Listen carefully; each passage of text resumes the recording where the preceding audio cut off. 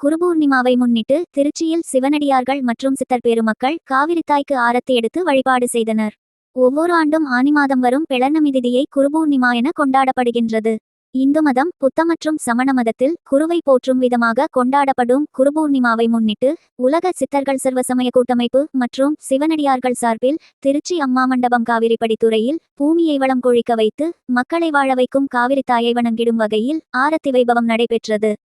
திருக்கைலாய வாத்தியங்கள் முழங்க ஸ்ரீரங்கம் புலி மண்டபத்திலிருந்து நூற்றுக்கணக்கான சிவனடியார்கள் மற்றும் சித்தர் பெருமக்கள் பஜனைகள் பாடியவாறு அம்மா மண்டபம் காவிரிப்படித்துறைக்கு வருகை புரிந்தனர். அதனைத் தொடர்ந்து உலக சித்தர்கள் சர்வசமய கூட்டமைப்பின் தலைவர் சிவயோகி அனுகூலநாத ராஜசேகரடிகளார் தலைமையில் பெரியசாமிடவர் தொழிலதிபர் பெரியதம்பி மற்றும் சமூகார்வலர் ராமகிருஷ்ணன் ஆகியோரது முன்னிலையில் சிவனடியார்கள், சித்தர் பெருமக்கள் மற்றும் பக்தர்கள் அனைவரும் ஒன்று சேர்ந்து சிவபுராணம் பஞ்சபுராணம் பாடியும் நீரை போற்றும் பதிகம்பாடி வழிபாடு செய்ததுடன் காவிரிதாய்க்கு ஆரத்தி எடுத்து அனைவரும் காவிரித்தாயை வழிபாடு செய்தனர்.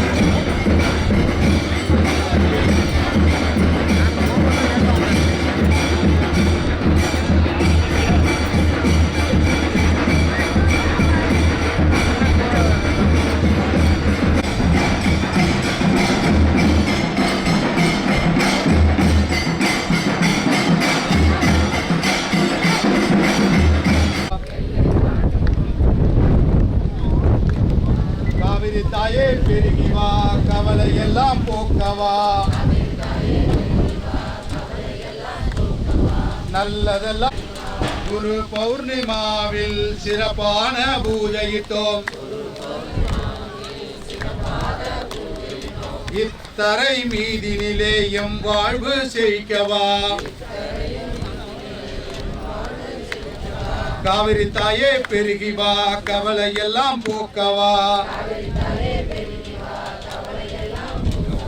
பத்மனிவன் பாடல் கேட்டு பல மடங்காய் பெருகி வா.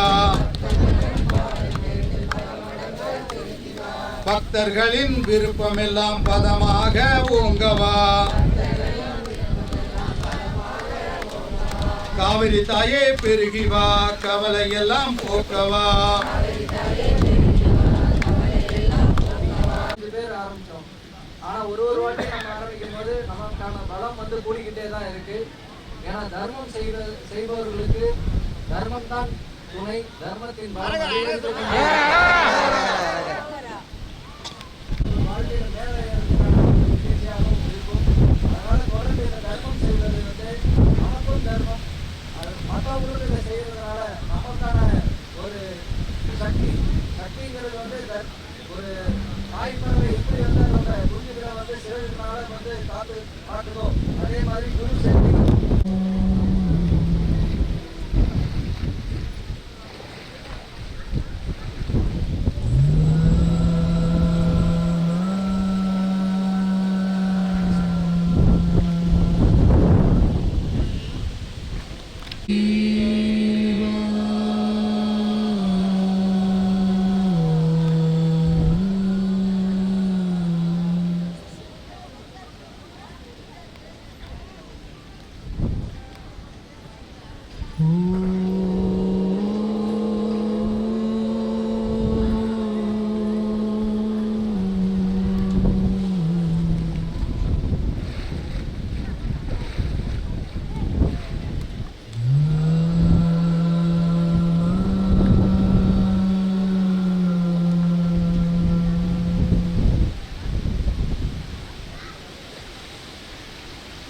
She